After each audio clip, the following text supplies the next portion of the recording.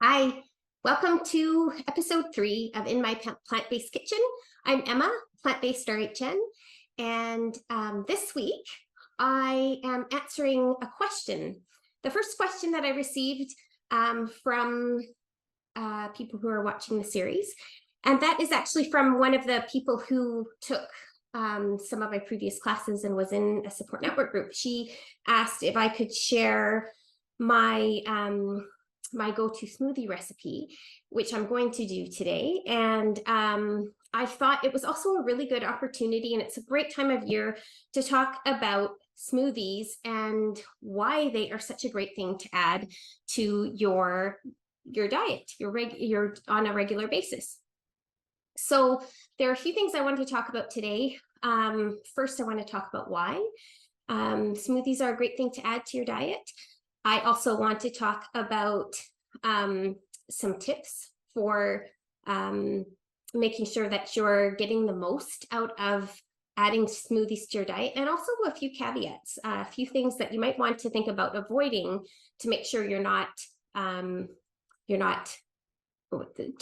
make sure you're getting the most out of it and not missing some of the benefits or potentially doing some unintended not harm, but just things that maybe you're not really wanting to have in your diet. And then I am going to talk about what's cooking or what I'm making in my kitchen, which is going to be my go-to smoothie today. And that will be our session today. So let's get started. Why include smoothies in your diet? One of the big reasons is the nutrition that they can add. It's such an easy way to get extra fruits and vegetables into your diet, especially if that's something you struggle with, or if you struggle to get your kids to eat fruits and vegetables, and some other things that I'm going to talk about a little bit later as well. There was a study done on global burden of disease in 2017. And what they found in that study was that not consuming enough fruit was contributing significantly. It was one of the lead contributors to death and also disability adjusted life years around the globe. And we're not eating enough fruit. And to me, I love fruit. I eat fruit all the time. I eat it for snacks. I eat it for desserts. And it's just a big part of my life. So when I read that, I thought, really, people aren't eating enough fruit? But at the same time, I actually do have clients who struggle to eat fruit. They don't really maybe like it, or they just don't tend to think about eating it. So I know that this is actually a thing. And I just think that smoothies are such a great way to include not only fruit, but other really nutritious foods in your diet regularly. Increased consumption of fruits and vegetables have so many health benefits. They're obviously packed with fiber, lots of nutrients, vitamins, minerals, phytonutrients, antioxidants, and fruit in particular has a lot of phytonutrients that you can't find in other foods. So if you're not including fruit and a variety of fruit in your diet on a regular basis, then you're kind of missing out. These are things that give your body what it needs to be healthy and to prevent disease and to fight disease when it does come our way. And again, just simply including smoothies in your diet on a daily or several times a week is a really easy way to get more of them in.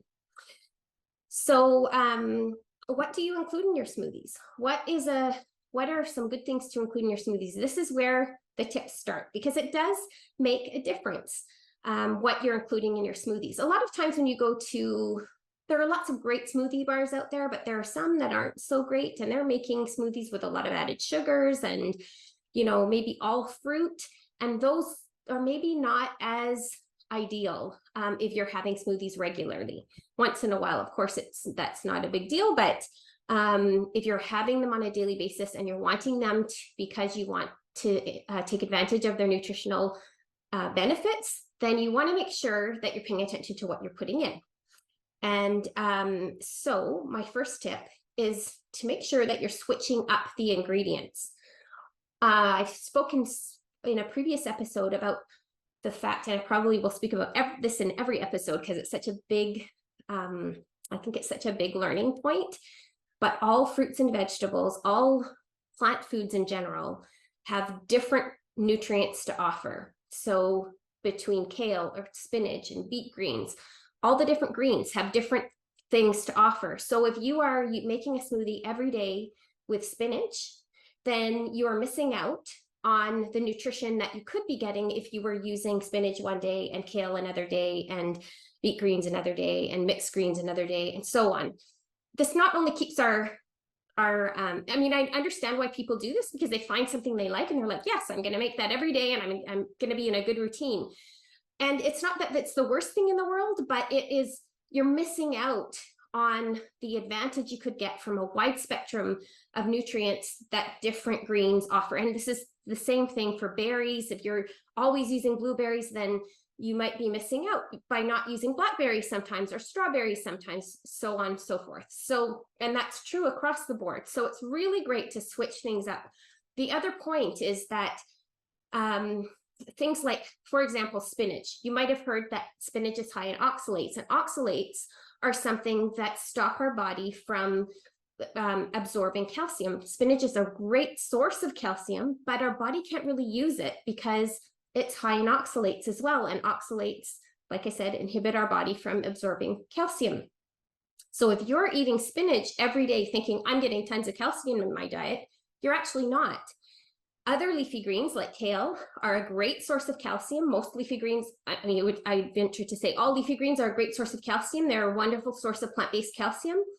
And things like kale, other greens are not high in oxalates. So it's great to make sure that you are switching things up. And that's not to say that you should never eat spinach by any stretch of the imagination. Spinach has all kinds of other benefits, but if you're eating it thinking you're getting a ton of calcium, then again, you're missing out. So it's not, the message is not don't eat spinach. The message is switch it up, and then you'll be getting a wide spectrum of nutrients.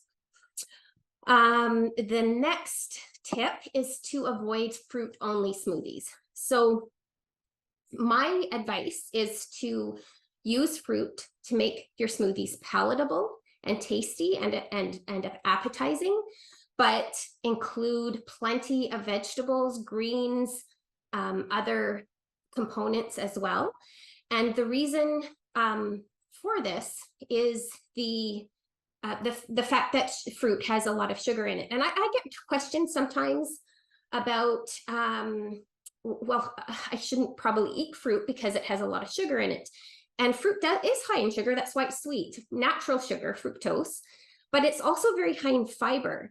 It's Mother Nature's perfect dessert, right? And the fact that fruit has a lot of fiber naturally, that's its way of making sure that our bodies take the sugar in a manageable, at a manageable rate. So when we are eating the whole fruit, there's no problem. But when you're having a smoothie, it's way better than juice. Juice, of course, you're having the fiber is completely removed. So juice can definitely spike your blood sugar, even if you're not adding additional sugars, you're just doing juice, fruit juice. But smoothies it's easy to put, a whole blender full of fruit. You wouldn't sit down and eat 10 oranges all at once, or, a whole bunch of fruit all at once, because it would take you time and you wouldn't consume it as quickly. So when you are making smoothies, it's a really good idea to make sure you're not just making fruit smoothies. One, it's a good opportunity to get some fruit or some vegetables, some beans, maybe some oats, some nuts and seeds into your drink as well. But it also, if you're doing that on a daily basis and making fruit only smoothies and never adding those other components, then it can add a lot of calories to your diet and possibly spike your blood sugar, especially if you are pre-diabetic or diabetic. You want to be aware of that. So make sure that, like I said, a couple of tips on how to make sure that you are in a safe blood sugar range when you're making smoothies are One, like I said, to make them, use fruit to make them palatable, but don't make fruit the whole deal. The other thing is you could add something like high protein, high whole fat food like beans. One of my secret things that I love to add to smoothies, and I'll talk a little bit more about that in a moment. But beans are really high in fiber, and they will help to add some additional fiber to your smoothie to mitigate that blood sugar reaction. And same with protein. Protein also, beans are a great source of protein as well, of course, so they will help to mitigate that as well. Something like a little bit of nuts and seeds, or some chia seeds or flax seeds, will do the same thing. So adding those other ingredients can really be helpful. What else? Try to sip your smoothies rather than guzzle them. So if you're making a smoothie for breakfast, instead of grabbing it on the way out the door and drinking it down as you're on your way to work or whatever, try to sip them over an hour or a little bit longer, so that sort of imitates the natural rate that you would eat the food if it was whole and you were chewing it up. I think those are all the tips there. Oh, yeah, one last really important one is make sure you're not adding honey or maple syrup, and limit the addition of fruit juices, especially on a daily basis. I sometimes add orange juice or something like that to a particular smoothie mix, but I don't do that very often. I don't do it regularly, and I would maybe, probably use part water, part orange juice, and so on. I'm going to share some recipes below that you can use as kind of templates to get started. If you're not already a smoothie maker, you probably are, because it's pretty common, but these, just can serve as some inspiration, some ideas. So tip number 3 is watch your color and texture. So this is a big one, because a brown smoothie, a lumpy smoothie, is not appealing to anybody. And I have had people who've said, I hate the texture of smoothies there. And it's usually because it's just not, it's not blended up really well. It's too thick. It doesn't go down nicely, or it's brown. And that can happen very easily if you're using, say, greens and something red like strawberries, or even blackberries. Blueberries sometimes can do that. So especially when you're starting out, or if you're making smoothies for somebody who is less perhaps open to these things, try to just stick to the similar colors when you're thinking about what to put into your smoothie. So if you're making a green smoothie, green smoothies can be lovely if they're bright and vibrant, and that's what I'm going to make today. Use your greens. You can usually use oranges. You could use pears. You could use like green apples, although apples do, again, they're one to limit, because they do tend to be more of a blood sugar spiker. But if you're putting them in with a bunch of other things, then it's not such a big deal. You're using your flax and your other things at the same time. But or a mango, frozen mango, or melon, like a honeydew melon, things like that. So stick to those. Banana, more neutral, not really brightly red colors, and you'll get a vibrant green smoothie. If you want to make something purple or something red, one of my favorites, and I'll share this again, is a smoothie that's made with purple cabbage and blueberries, and I use a hibiscus tea as a base. So it comes out this beautiful, vibrant purple color, and it's beautiful, it's appetizing, and that's just one of the tips to make smoothies a little bit more appetizing. The other piece is make sure you're using enough liquid, because if you're not, they'll be thick, and some people really don't like that. If you love thick smoothies, that's great, but if you don't, or you're finding that your family is not loving the texture of the smoothies, try adding more liquid. And make sure you blend them up really well. So this doesn't mean you have to have a high-speed blender, but if you're really invested in your smoothies, it's a wonderful thing to have for smoothies and other things.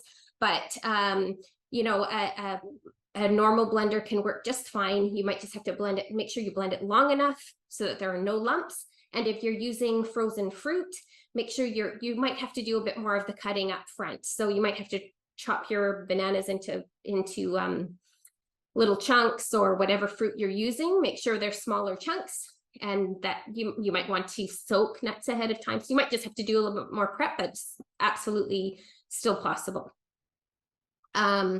Tip number 3 is, or tip number 4, we're on tip number 4.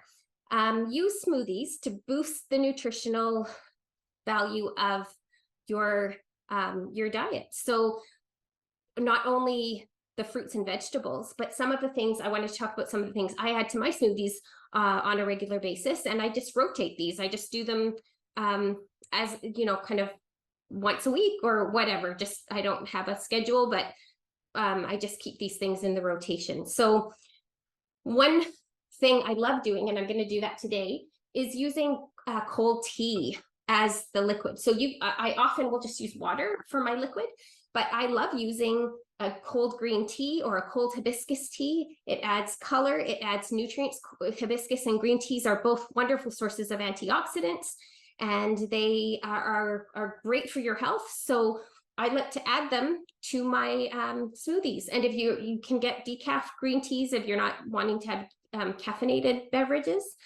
But again, just one healthy sneak. Coconut water is another one. Coconut water, especially in the summer, if you have any kind of electrolyte, if you've gone out for a run or something and you're wanting to replenish your electrolytes, coconut water has the same makeup as human blood, electrolyte makeup as human blood. So it's a great thing for rehydrating your body, and that's a great thing to use for a base for your smoothie as well. You can include fresh herbs. In episode 1, we talked about the benefits of including herbs in your diet, and they're a wonderful thing to add as part of the greens if you're making a green smoothie. So I'm going to do that today. I'm adding some mint to my smoothie today. But you can also add spices, maybe some cinnamon or allspice, depending on what you're making, if it goes with your smoothie. Herbs and spices are nutritional powerhouses. Get them in wherever you can. Smoothies are great. It's a great way to make smoothies more interesting, as well as, of course, more nutritious. And then beans. I mentioned beans. So this is always kind of a, ooh, beans in a smoothie, and people imagine this thick, like gross thing. Beans are such important nutritional, they're so undervalued, and a thing that so many people, even many vegans and vegetarians I know, don't include many beans in their diet. And it's one of the most important food groups. It is a fiber superhero. It's they are fiber superheroes, protein superheroes, iron superheroes, calcium superheroes. They have so many important nutritional benefits, and most of us don't get them in on a regular basis, or many people don't like them that much. So sneaking them into smoothies, and I'm not talking about a can of beans, I'm talking about a couple of tablespoons. They'll add a ton of fiber, they'll add all those nutrients to your smoothie, and you won't notice them. It's one of the big things that I've shared in many classes, and lots of people have come back. I can't believe it. I have my kids eating beans every day and they don't even know it. So great thing to add to your smoothies. And just you can keep them in the freezer and add them frozen if you want to. And it really doesn't, again, use a variety if you want to, but if you're just getting started with it, you might want to use like white beans or cannellini beans or chickpeas. Those are a little bit less, just a little bit more neutral. And so you definitely won't have anybody coming back saying, this tastes like black beans. Anyway, so that's a really good tip. Including some ground flax or chia. Again, this is something, flax and chia are wonderful sources of omega-3s, healthy plant fats, lignans for flax seeds, fiber, all kinds of beneficial nutrients. And so they're a great thing to try to get into your diet every single day. And a smoothie is a wonderful place to again, just sneak them in and make sure you're getting those in. Make sure they are ground.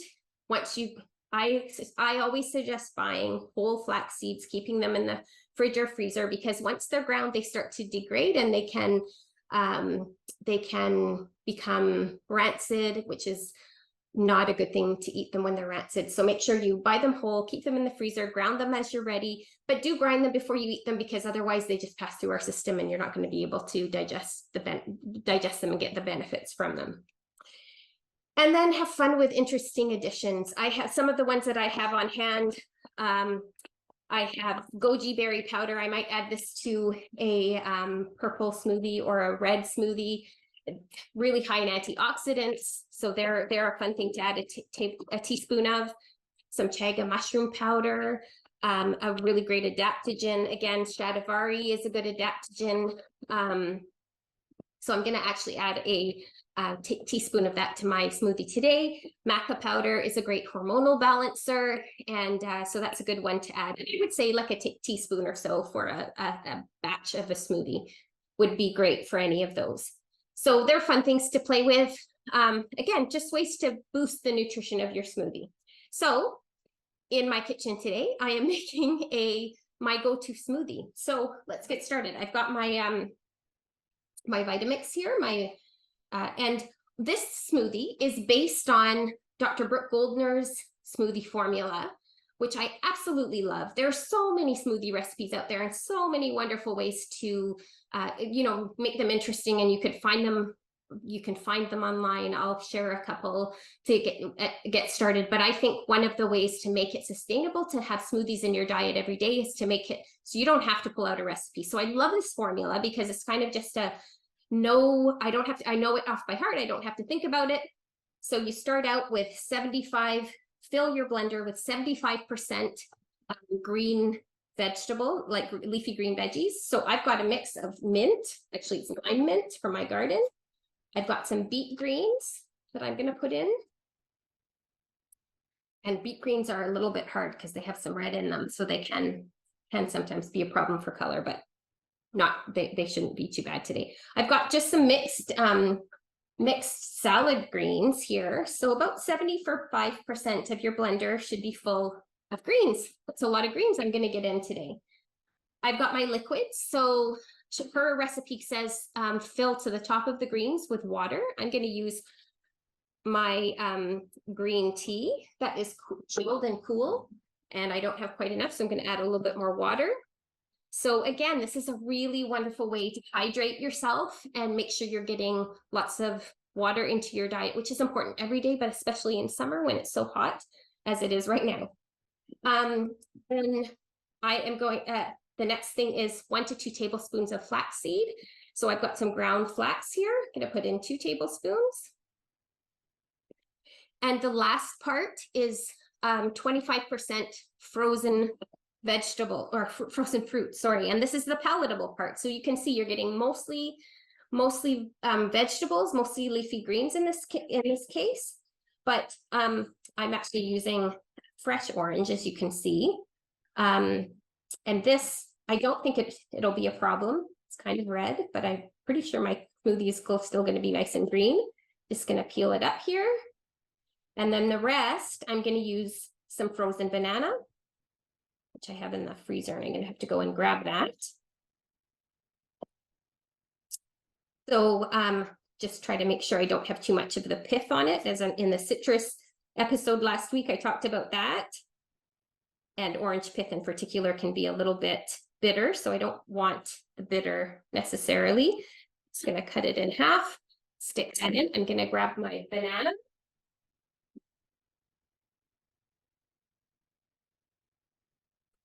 And like I was saying, for a Vitamix, this will deal with this no problem. But if you have a smaller blender, you probably want to cut it into smaller chunks. So I've got the rest of the blender pretty much filled with frozen fruit.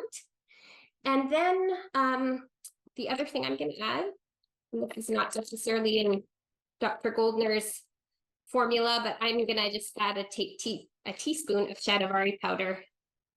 Again, a good it's high in antioxidant, it's a good anti-inflammatory, it's a good adaptogen. So I'm going to blend that up, and then I will be right back to show you what it looks like. Hopefully it's bright green. See you in a minute. Well, it's not bright green, but it's pretty green. And you can see it's nice and smooth.